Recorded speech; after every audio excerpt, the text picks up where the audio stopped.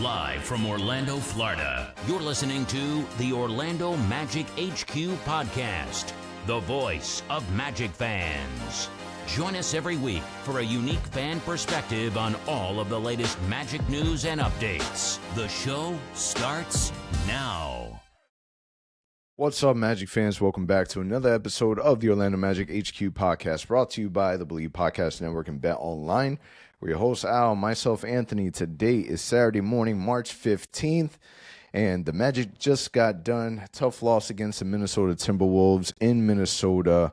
And we're going to get into today's episode where we're going to talk about how great Paolo Banchero has been playing.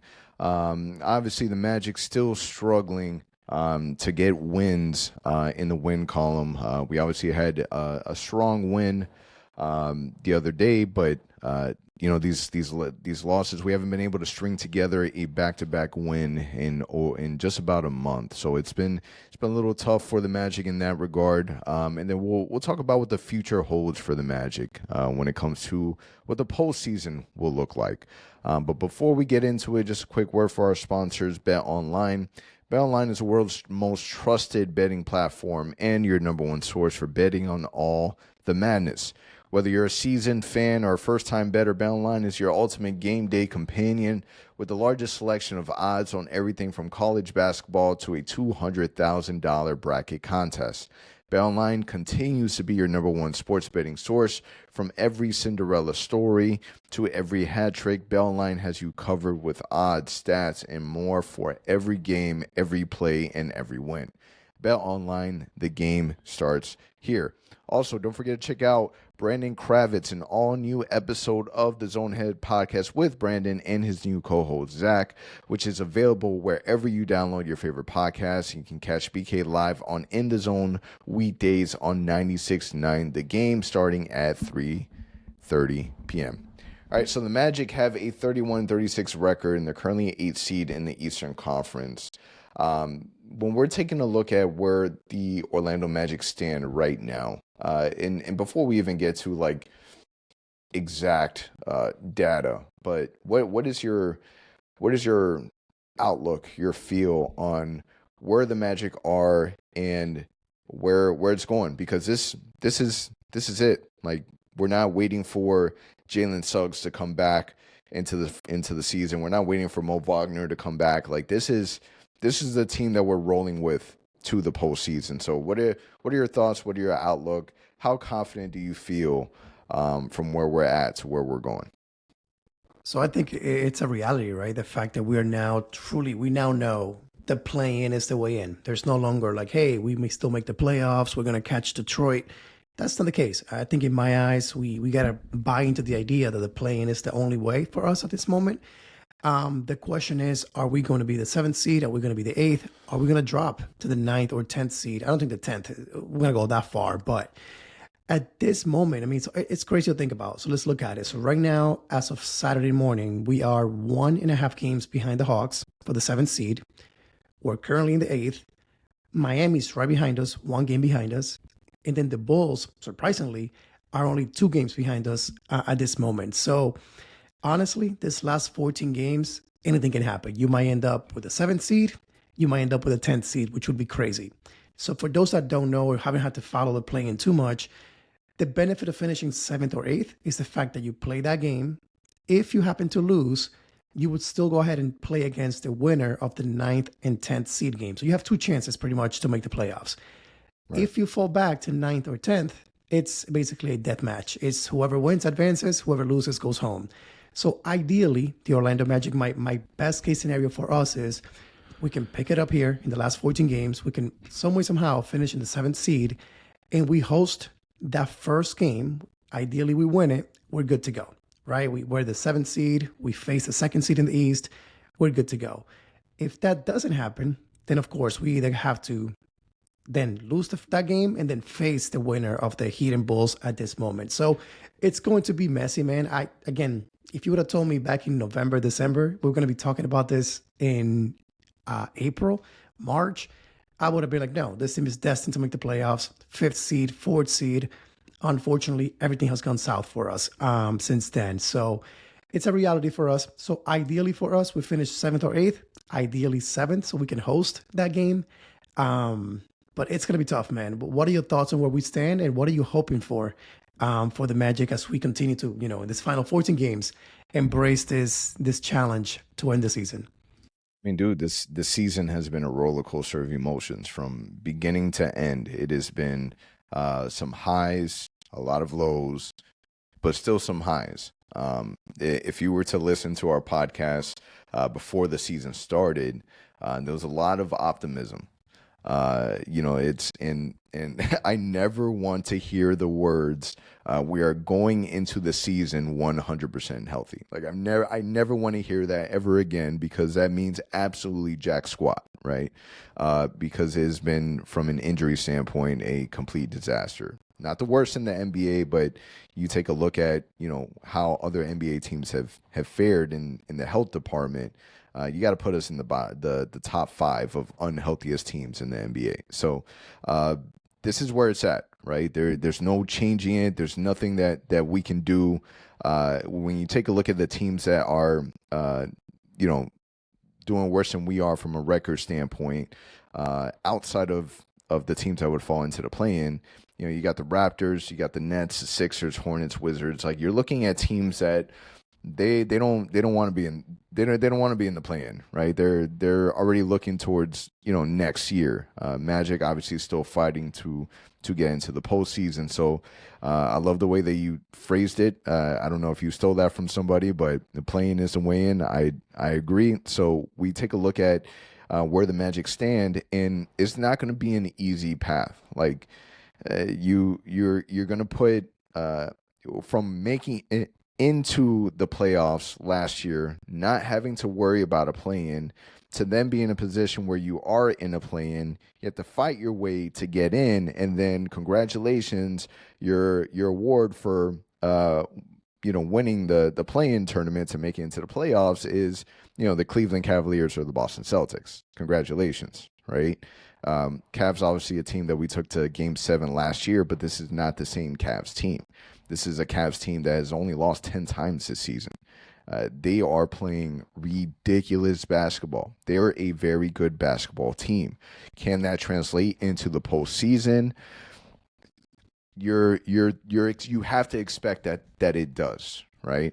But even still, the Boston Celtics, it's not. I'll be honest with you, with the way that our team is right now, I don't have confidence against any one of those teams. You want the Magic to be able to put up a fight. Can we stretch the games out to Game 7 like we did last year? Who knows? Your guess is as good as mine. We're sitting back and we're watching, but we can't even. It would be unfair to think that far ahead, because we do have to get through this play-in. And listen, the teams that we are playing in these play-ins, they're not scrub teams. Like, let's not kid ourselves. Like, you got Trae Young with the Hawks. You got the newly Miami Heat team without Jimmy Butler. Jimmy Butler going absolutely insane to Golden State, but that's a different topic. And then you got a Bulls team that can still fight and scratch. And we've obviously have struggled with them. So it's not an easy path for the Magic. But I hope that at the very least, this path, no matter what happens, has a direct impact on whatever decisions are made in the very, very near future. Because, again, this is not a team that anybody expected for us to be a play-in. And yeah, we can say injuries here, injuries there, but where we're at right now, granted, Mo brings a lot of value, Jalen Suggs brings a lot of value, but we got Franz and Paolo back, right? Like, you expect for this team to still win more than what we've been winning with our top 2 guys back into the fold. So it for sure it is disappointing, and it's going to be a tough road ahead for the Magic, who are still fighting every day in and day out to get wins. So I'm hoping that there's enough energy and enough life in us as we get into the postseason. Yeah, and for that, just looking at a look here at Tankathon strength of schedule for those that care.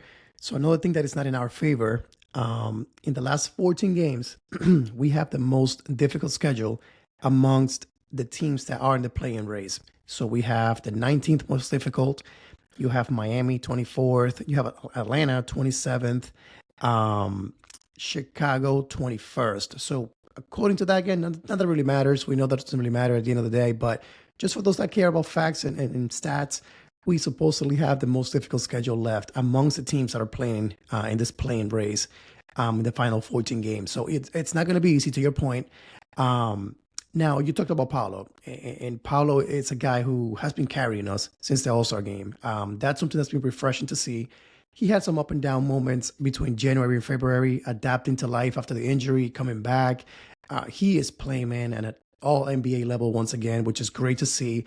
And great to see with the season about to end, right? Because to your point, we got to build this roster now around Paolo, Franz, and Jalen Suggs. And Paolo and Franz, man, have been killing it. But Paolo specifically, averaging 29.8 points, so almost 30 points a night. That is second most since the All-Star break in the NBA. 7 rebounds, 4 assists, 48% from the field, 35.5% from three-point range. So he is doing it in all areas. He is playing again like an All-NBA player. What are your thoughts on Paolo? I know we haven't been winning much, but what are your thoughts when you're watching Paolo play? What has shifted to you from the way he was playing before the All-Star break, in which he was struggling quite a bit? I mean, we know that it was going to take him a minute to get back to NBA speed and get his legs underneath him. And obviously, you're getting what we're getting now. We know what Paolo Banchero is, right? There's no when we talk about what Paolo Banchero's potential is and what his ceiling is, you're talking about a player that you're expecting his ceiling to be, top 5 player in the NBA. That's his ceiling. If he continues to develop his game, that's where we expect him to be. So we're getting Paolo Banchero. I just wish that these games that we're getting from Paolo Banchero are winning us basketball games. And outside of a dominant performance from the other night, or a dominant win from the other night for the Magic, it's been tough for these big games to mean something, right? When we're not getting the win, because at the end of the day, Paolo Banchero, he's not winning MVP. He's not winning, unfortunately, any key awards. So the element, the outcome, the resolution is this team winning, and it's just not there, right? So it's tough because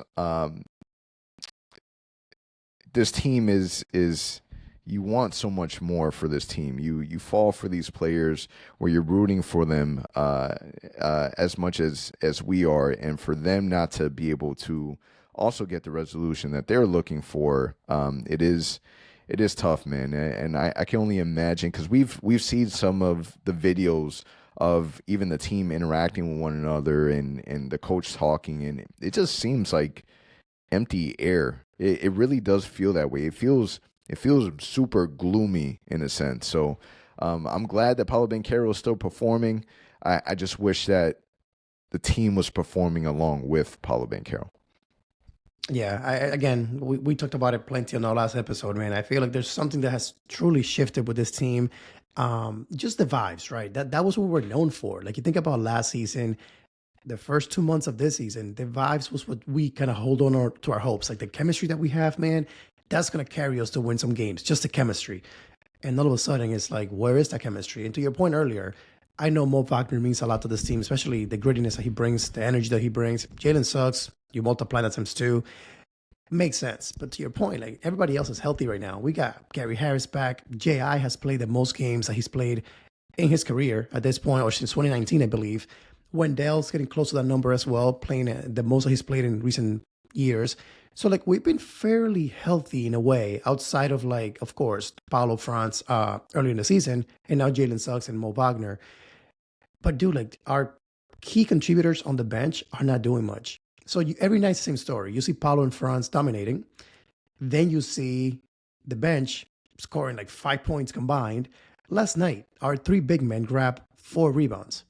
So it's like, you're not going to win many games. I don't care if Paolo drops 60 and Franz drops 45.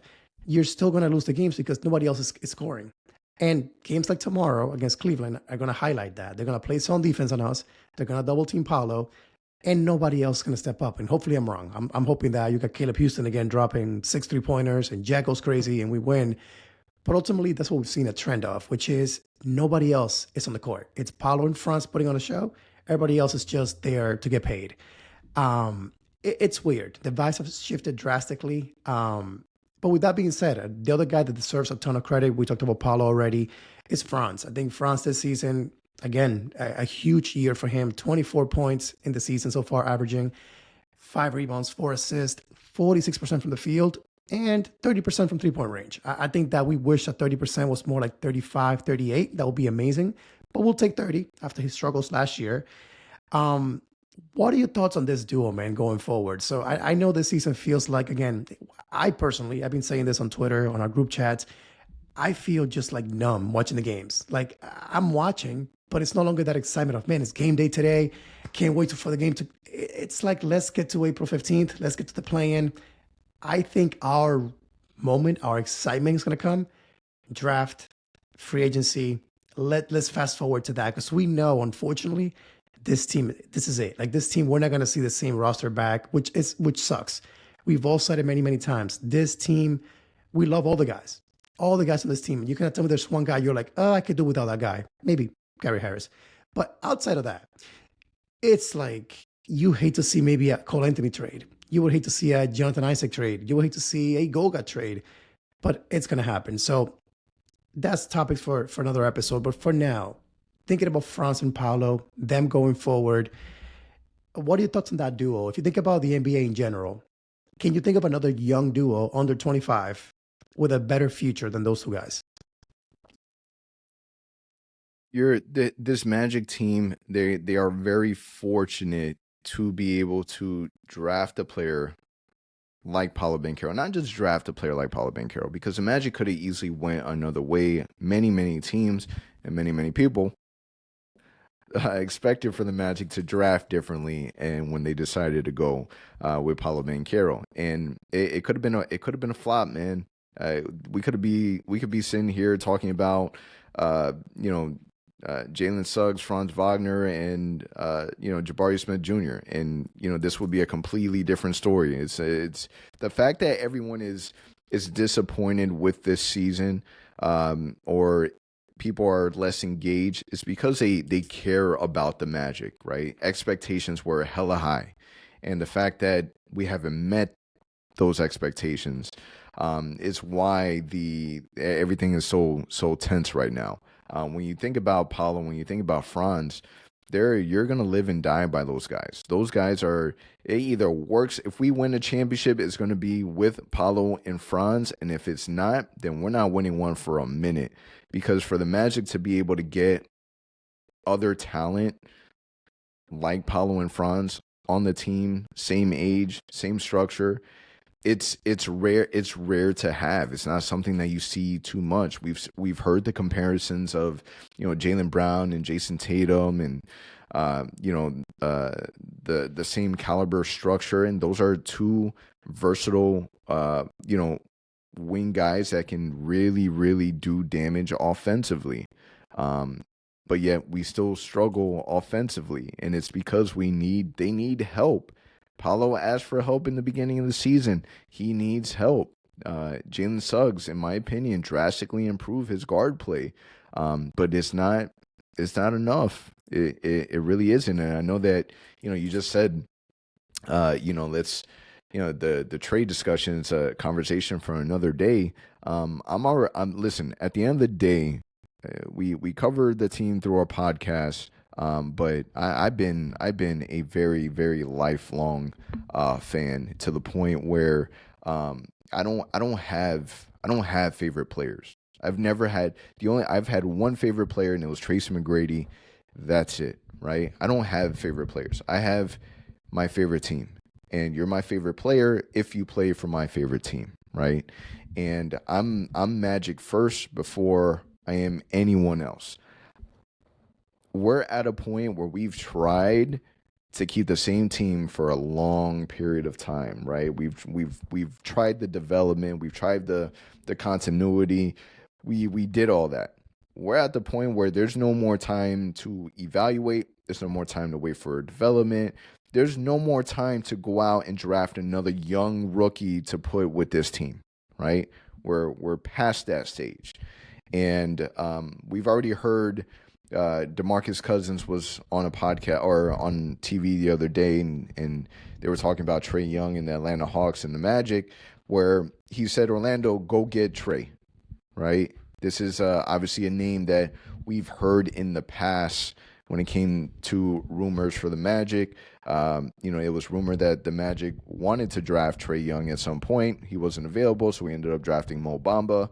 How'd you like seeing Mo Bamba on the court the other day, playing with the Magic, by the way, against the Magic? Nothing has changed. Same guy, just going up and down the court, arms down, just a body out there.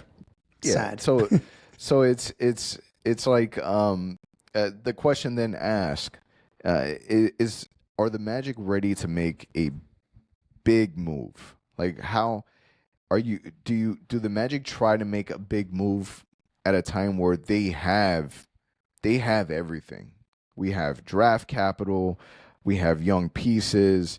Like, the Magic have enough to be able to make a big move. The question is Trae Young or another player like Trae Young the big move that you make?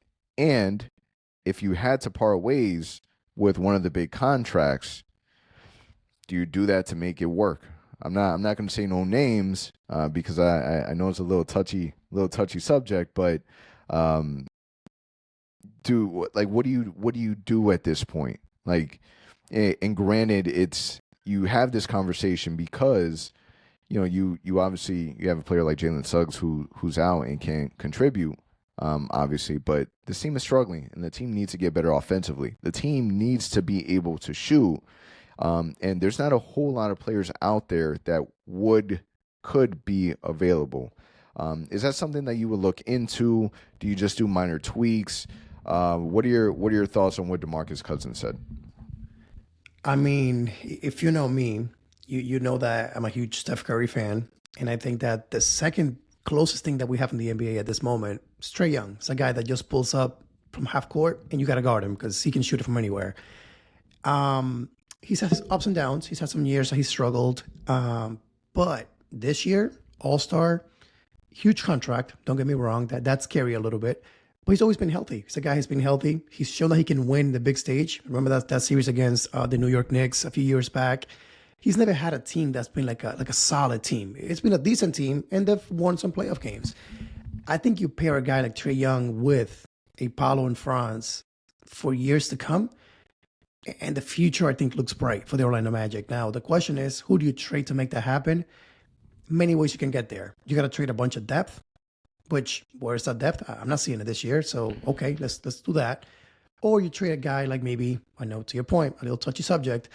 It's a guy like maybe Jalen Suggs, the primary contract you trade with some other key pieces to make that trade work. The question is, what do you think Jalen Suggs will become in 2, 3, 4 years from now? Besides the defense, we know it's unreal. Can he shoot 38, 39, 40% realistically for years to come? Or was that a one-off that he had? Because again, you can't have guys that can't shoot the ball consistently next to Paolo and Franz. That's just not going to work. KCP is a guy that you may throw in a trade if it's not Jalen Suggs, your primary guy. Hasn't worked. Let's be honest. That KCP trade has not worked. I said it since day one. He's not a volume shooter. That's why I was not impressed. The defense with Jalen Suggs was going to be impressive. Awesome to watch every night. The shooting, though, the scoring that we need from a two guard, he wasn't going to be the answer. And that's proven to be the truth. I was willing to give him a chance. I was willing to see how he would play out with us. Unfortunately, he is not a volume shooter. He's not a threat that you have to basically care about to drop 20 every night. He might score 11, 12. That's not enough. So you need offense from someone. Trae Young has been a dream target for many of us for a while in the Orlando Magic. If you're trying to make a splash move, I think he is probably number one in my list. Other than that, realistically, who's another guard out there? Let's be honest. That's an all-star level type of guard that realistically you could trade for this offseason. Like, am I missing anyone in the league that you realistically trade as on the trade block? De'Aaron Fox was one of them. He's already been traded. Who else? Like I really can't think of another guard that comes to mind that's truly an all-star quality type of guard. Yeah, there's not. It's simple as that. And when it comes to and not just all-star level, when we think about uh elite point guards that you can put with Paolo and France, and not just a filler, not to carry us over until Anthony Black develops. Like, Al, are you waiting for Anthony Black to develop? Are you betting all your chips for AB to be the player that we wish that he would be? Nope. Could he get there maybe at one point? I don't know, but you can debate that. So put it this way: Markel Fultz being on this team, Anthony Black isn't playing over him. You know what I mean? So it's tough, man, because your all-star is asking for it, and one season goes by, he doesn't get it, and it's a disaster of a season. You can't do it again. Like, it's not a good look.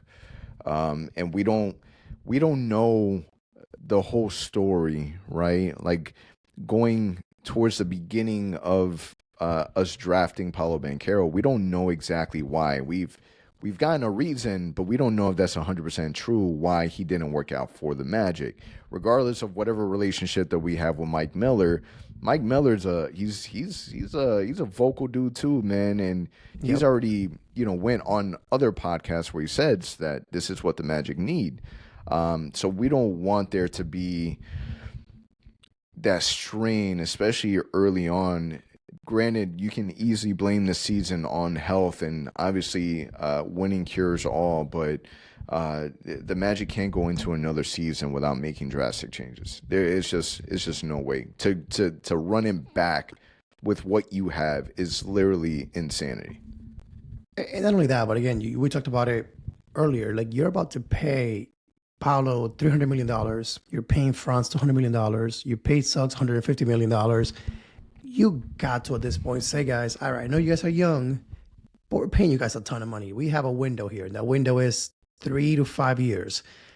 We got to start winning games and win them consistently. It cannot be you won 47 and then you win 34 the next year. Like, I get it. Injuries happen, but I'm sorry, man. When Paolo came back, this team was rolling. They were still in the fourth seed in the East. And from there, it's been a total disaster. You're telling me that was Jalen Suggs doing that? Like, come on, let's be honest. Something drastically shifted January 1st till now. And we don't know what that is. We don't want to speculate.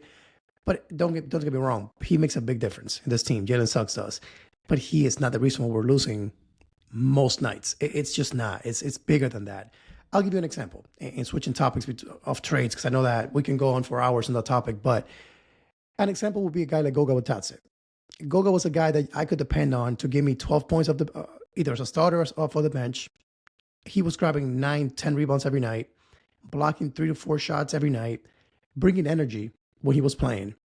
Have you seen Goga Batadze play since January 20th, let's call it? This dude is walking up and down the court, arms are no longer being put up. He's not grabbing more than 5 rebounds when he plays. He's not scoring more than 5 points. I'm like, the way he was playing back in December, I kept thinking to myself, when Paolo and Franz come back, lob threat, easy dunks, easy layups, easy putbacks, he's going to average like 14 points, 10 rebounds easily. And by the way, he'll be our starter the rest of the way.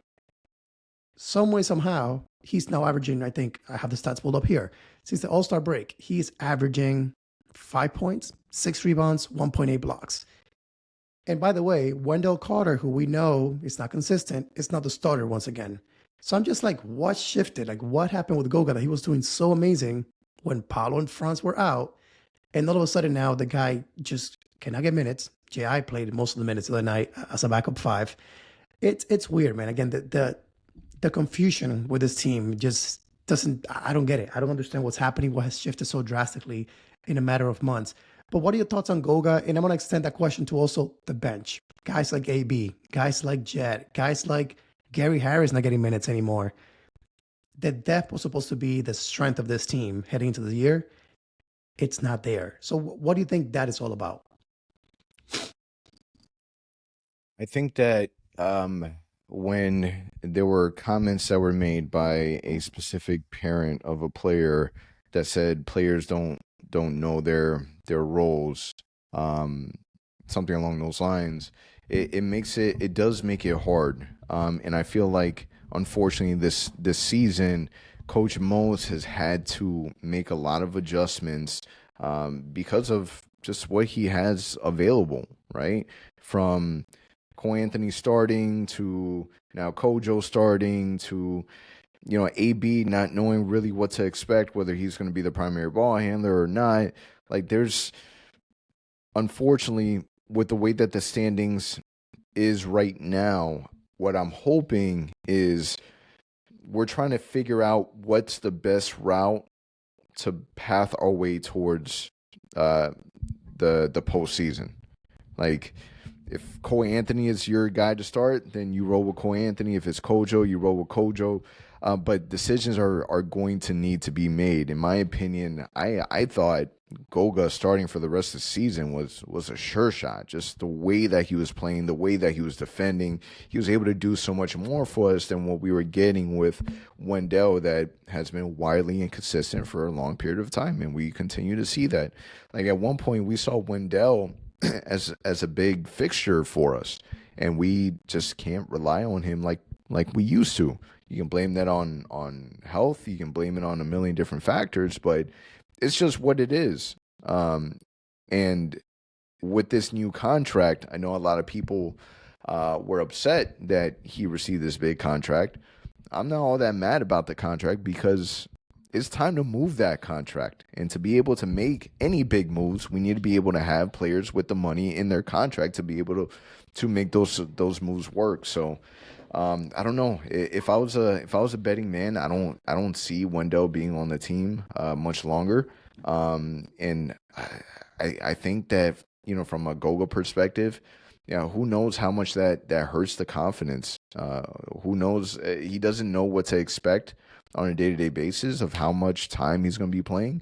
That could impact the way that his performance is. It can be a number of different things, but yeah, it's unfortunate because when Wendell was out, when Paolo was out, these are guys that we relied on and did well and won us basketball games. The winning basketball games just it's not expected anymore. When I take a look at the schedule and I see that we're playing against XYZ team and it's a team that we're supposed to beat on paper, you get somebody like Kobe White that comes out of nowhere and destroys us. So it's I don't blame anyone for the inconsistencies. This season has been a turmoil for everyone, and we just need to get to the postseason.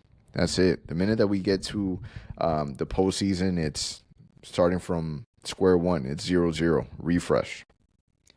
I just wonder, and this is the last thing I'll talk about when it comes to this depth conversation and what has happened with this team, but do you blame Coach mostly for any of this? And what I mean is, you think about Cole Anthony back in November, December, we were all saying, like, why isn't he playing? Why is Cole not getting on the court? The reasoning was maybe, his defense, his inconsistencies. Okay, well, he's not your starter. Okay. We talked about Goga already. Goga was killing it. He became the starter. He was a guy that we could depend on. Now, he's not getting minutes. AB, start of the year, getting a ton of minutes, being pretty much our sixth man, a guy that was getting a ton of opportunity. Now, even through all the injuries, you're talking about Suggs being out, Cole being out. Oh, guess what? Corey Joseph is our starter. Okay. Gary Harris, a guy that we were like, wait, get healthy. We need you to hit 3-pointers. Guess what? He is now healthy. Guess what? He's now not getting minutes. At some point, I get it. Players got to perform. But do you blame any of this on the coaching staff truly not knowing the roles of these guys? Because again, a guy like Gary Harris, if you're going to die by this guy and say this is our 3-point shooting threat, he needs to get minutes, he's going to get paid really well, he's got to play. You got to play him, in my opinion. If Goga's truly your backup big or the guy that you say, hey, he fits in better with Paolo and Franz, you got to keep him out there until he figures it out. That's just the way that it should be. AB, same thing. If he's really the guy you're trying to develop into your next point guard, or even just for value purposes, then they got to play. You cannot just simply one night play them and then for a week not play them. Jet Howard, another example. You can't throw him out there 10 minutes and expect him to show you anything when all he's doing is standing in the corner. So it's like there's a lot of weird things with the rotations, with the minutes throughout the season. So let me end up this topic with this question to you. Do you blame Coach Mosley for the lack of development, the lack of consistency, and ultimately, perhaps, losing the locker room because of all this? Because again, this thing has shifted from Coach of the Year to now the players are like, can we just end the season? It's been a massive, massive shift in the last 3 months. So I wouldn't. Coach Mose isn't perfect. And there's an obvious need for an associate head coach, like an obvious need, somebody that's offensive minded driven, someone that can help see things that Coach Mose doesn't see things. Coach Mose is primarily a defensive guy, so I don't put all the blame on Coach Mose. If there's one person that I put a lot of the blame on, it's easily Jeff Wellman, because anyone from any other team could have easily saw that the Magic need to make moves, and that just hasn't happened. Like, Coach Mose is trying to make the best that he can with what he has. Coach Mose is not out there trying to lose. We're not tanking, right? He's out there trying to win. So if he, fortunately, in his mind, and it's an old school mentality, you have to rely on your vets to be able to get you wins. And from what it feels like and looks like, it's just what it is. He's trying to get us by. He's trying to get us through. Coach Mose is not perfect. There's been moments where his decision making has impacted the outcome of the game, which has caused us to lose additional games that himself has taken the blame for. So yeah, it's a little bit on the feet of Coach Mose, but at the same time, man, he's doing what he can with what he has. And Coach Mose doesn't have a point guard. Like, your point guard is supposed to be your coach on the floor, and you just don't do that. You just don't have that. So not a whole lot of blame on Coach Mose, but he definitely gets some of it. They gotta figure it out, man. I wish I had more. I would just say this. I just feel like, again, if AB's that guy, you drafted him 6th. AB's a guy that you're trying to develop. You gave him a ton of minutes early in the season. Obviously, you chose him over Markelle Fultz as one example. And again, not that it matters, because Markelle, it's not like he's killing it with Sacramento right now. But just, guys love Markelle. He was a playmaker. He could at least organize us on the floor. Again, when you have Cole Anthony, you have Jalen Suggs out, you have no point guard. The next logical thing you would assume would be, hey, let's go ahead and start AB. Obviously hasn't looked great next to Paolo in front, so I think his future in Orlando, it's in doubt. But simple things like, we did it before, where we played Franz at point guard, or Paolo as the guys that brought the ball up. So I'm like, why don't we try that? Why don't we start, maybe Franz at the 1, and you play Tristan at the 2, like we did yesterday. Or you start Franz at the 1, but you play Jay Howard as a guy that can maybe be a threat to score the ball. Again, to me, Kojo, he had a great game against the Pelicans. He showed us a little something as a vet that he could be dependent on at times. But, developing Kojo, he's not here for more than 1 to 2 years max. Like, in a year like this, where you're trying to win games, develop your team at the same time, why are we playing a guy that's not going to be here as your starting point guard when you're trying to make the play-in and trying to find some sort of consistency with this team? So, again, not to blame Coach Mosley, but some of his decisions they just haven't made sense. Unfortunately, they won't this season. It is what it is. Again, in my eyes, we got 14 games left. Truly, let's get through them, man. Let's just get through them. Let's get to the playing game. Let's see what happens. We are Magic fans at the end of the day. We're going to win. We're going to hope that every single night we show up, we win games. That's the reality of it. But I think all of us, everybody, Magic, Twitter, everybody that's a Magic fan right now is just looking forward to, let's end the season. Let's see what's next, because we all think that this is the time that we have to make moves. Unfortunately, though, I feel like our player values have dropped significantly this season. So if you thought Wendell was going to get you, I don't know, a first-round pick, as an example, he's not going to get you that. If you thought that AB and Jet together plus whoever was going to get you Trae Young, then no. KCP, again, same thing. Like, his value has dropped significantly this year. So it's unfortunate. Let's see how it all plays out, man. But it's unfortunate to think about all the expectations that we had, all the things we thought about the Orlando Magic heading into the season, to what has transpired here heading into April. Yeah, so the Magic 6 games behind 500, still holding on to the 8th seed. You got Cleveland, an early look at Cleveland on Sunday, followed by Houston on Wednesday, and then what should be an easy win on paper, but not always necessarily, against the Wizards on Friday. That's a wrap for us here. Appreciate everyone for listening. We'll catch you guys on the next one. Show is brought to you by Believe, and we'll see you next week.